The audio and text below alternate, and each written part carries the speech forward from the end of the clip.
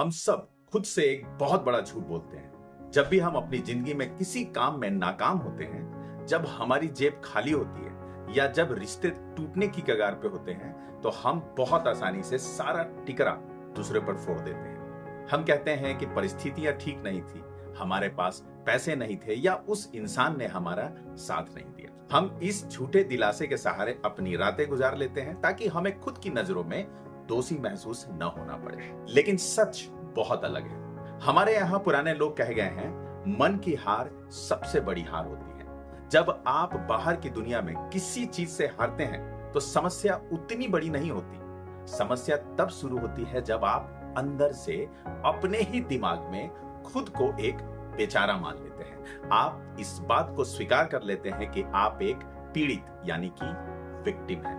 आज मैं आपको इसी भ्रम को बहुत करीब से देखने आया हूं। मैं आपको यह बताने आया हूं कि जब आपके पास कोई रास्ता नहीं बचता, जब हर तरफ से दरवाजे बंद हो जाते हैं, तब भी आपके अंदर एक ऐसा हिस्सा होता है जो पूरी बाजी को पलटने की ताकत रखता है। आज हम बात करेंगे एक ऐसी लड़की की जिसने दुनिया के बनाए हर नियम को तोड़कर अपनी शर्तों पर जीना सीखा। कहानी भारतीय कप्तान हरमनप्रीत कौर की है, लेकिन एक बिल्कुल अलग नजरिए से। पंजाब का मोगा जिला, एक ऐसा समाज जहां आज से कुछ साल पहले तक लड़कियों के भविष्य का दायरा सिर्फ रसोई घर और चौके तक सीमित था। वहां एक लड़की थी जिसके पिता खुद एक खिलाड़ी बनने का सपना देखते थे, लेकिन गरीबी के कारण वो एक मामूली क्लर्क बनकर रह गए। हरमनप्रीत के पास बचपन में कोई बड़ी एकेडमी नहीं थी, ना ही उनके पास कोई ऐसा रोल मॉडल था जिसे देखकर वो कह सके कि मुझे ऐसा बनना है। उस पूरे इलाके में वो अकेली लड़की थी जो लड़कों के बीच जाकर क्रिकेट खेलती थी। जरा ठहर कर इस बात की गहराई को समझिए। जब वो मैदान पे उतरती थी तो समाज की तरफ से तालियां नहीं बजती थी। पीठ पीछे लोग फुसफुसाते थे, हंसते थे और उनके परिवार को ताने देते थे कि लड़की को खुला छोड़ रखा है, कल को इससे शादी कौन करेगा। ऐसी स्थिति में एक मुहावरा अक्सर याद आता है, अकेला चना भाड़ नहीं फोड़ सकता। समाज यही सोचता था कि यह अकेली लड़की क्या ही कर लेगी, लेकिन हरमनप्रीत ने अपनी जुबान से कभी किसी को कोई जवाब नहीं दिया। वो जानती थी कि बहस करने में जो ऊर्जा बर्बाद होगी, उससे वो अपने खेल को बेहतर कर सकती है। वो सुबह सुबह कड़कती ठंड में भी मैदान पर पहुंचती थी, जहां सिर्फ धूल होती थी, उबड़ खाबड़ पिच होती थी और सामने तेज गेंद फेंकने वाले लड़के होते थे। उन्होंने उस दर्द को और उस अकेलेपन को अपनी आदत बना लिया था। साल 2017 महिला क्रिकेट का वर्ल्ड कप सेमीफाइनल। भारत के सामने वो टीम खड़ी थी जिससे पूरी दुनिया डरती थी, ऑस्ट्रेलिया। भारत की शुरुआती विकेट ताश के पत्तों की तरह बिखर चुके थे। पूरे स्टेडियम में सन्नाटा था। टीवी के सामने बैठे करोड़ों लोग मान चुके थे कि अब मैच हाथ से निकल चुका है। तभी हरमनप्रीत मैदान पर आती है। उस दिन उनके शरीर का एक हिस्सा उनका साथ नहीं दे रहा था। उनके पैर में एक बहुत गंभीर खिंचाव थी।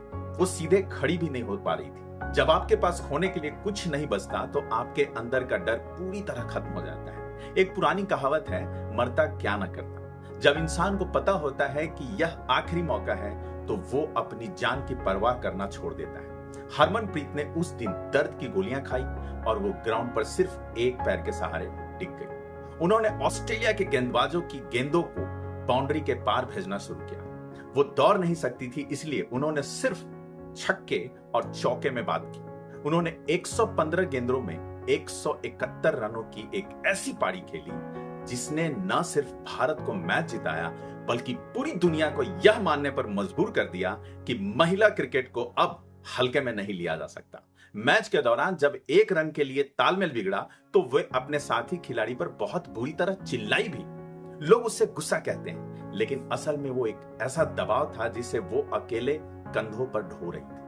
वो उस खामोशी का गुब्बार था जो बरसों से उनके अंदर दबा हुआ था। अब सवाल यह उठता है कि इस कहानी का आपकी जिंदगी से क्या लेना देना है। आप जो हर महीने पैसे की तंगी से जूझ रहे हैं या अपने करियर में आगे नहीं बढ़ पा रहे हैं, हरमनप्रीत का यह रवैया आपके कैसे काम आएगा। आपके दिमाग के अंदर कुछ ऐसी गहरी आदतें बैठी हैं जो आपको आगे बढ़ने से रोकती है। आज मैं आपको एक ऐसी बहुत ही व्यवहारिक और गहरी बातें बताने जा रहा हूं जिन्हें आपको बिना किसी शोर शराबे के अपने जीवन में लागू कर लेने हैं। पहला सबक, अपनी कमियों को ढाल बनाना बंद कीजिए। Eliminate the victim identity.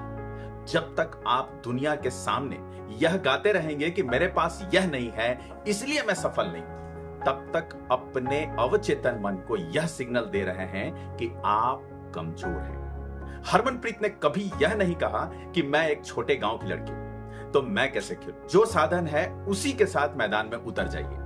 रास्ते चलते चलते बनते हैं, शुरुआत में कोई नक्शा नहीं मिलता है। दूसरा सबक, अपनी ऊर्जा को बिखरने मत दीजिए। The power of channelisation. जब लोग आपकी आलोचना करें या आपके काम पर शक करें तो उनसे लड़ने में अपना समय बर्बाद मत कीजिए। हमारे यहां एक बड़ी व्यवहारिक कहावत है, हाथी चले बाजार तो कुत्ते भौंके हजार। इसका मतलब यह नहीं है कि दूसरों को नीचा दिखाया जाए। इसका मतलब यह है कि आपको अपनी ऊर्जा को सिर्फ अपने लक्ष्य पर केंद्रित रखना है। हरमनप्रीत ने तानों का जवाब अपने बल्लों से दिया था, अपनी जुबान से नहीं। तीसरा सबक, अकेले चलने का साहस। Learn to endure isolation. सफलता के रास्ते में एक वक्त ऐसा आएगा जब आपके साथ कोई नहीं होगा। आपके दोस्त, आपके परिवार वाले भी शायद आपके आइडिया पर हंसेंगे। उस अकेलेपन से डरिए मत। जब हरमनप्रीत 11 साल की उम्र में अपना घर छोड़कर एक अनजान शहर में रोती थी तो वो अकेलेपन ही उन्हें अंदर से फौलाद बना रहा था। अगर आप आज अकेले हैं तो समझ लीजिए कि कुदरत आपको तराश रही है। आज रात जब आप सोने जाएं तो अपने मोबाइल को खुद से दूर रखिएगा। थोड़ी देर अंधेरे में बैठिए और खुद से एक सवाल पूछिए, क्या मैं सचमुच कोशिश कर रहा हूं या मैं सिर्फ कोशिश करने का नाटक कर रहा हूं? जवाब जो भी आए उसे स्वीकार कीजिए, क्योंकि जब तक आप खुद से सच नहीं बोलेंगे तब तक कोई भी बदलाव मुमकिन नहीं है। कहा जाता है, दामन में जितने छेद हों सुई धागा उतनी ही जल्दी संभालना पड़ता है।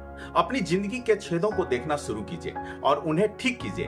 ताकत आपके बाहर नहीं है, वो आपके अंदर ही कहीं सोई हुई है। अगर इस शांत बातचीत ने आपके दिल को छुआ तो इस वीडियो को किसी ऐसे इंसान तक पहुंचाइए जिसे इस वक्त इस ठहराव की जरूरत है। वीडियो को लाइक कीजिएगा और कमेंट में मुझे अपनी सबसे बड़ी कमजोरी लिखकर बताइए जिससे आप आज से लड़ना शुरू कर रहे हैं। चैनल को सब्सक्राइब कर लीजिए ताकि हम ऐसी ही गहरी बातें आगे भी करते रहें। अपना ख्याल रखिए, शांत रहिए और अपने काम में डूब जाइए। मिलते हैं अगले वीडियो में। Thank you so much. जय हिंद।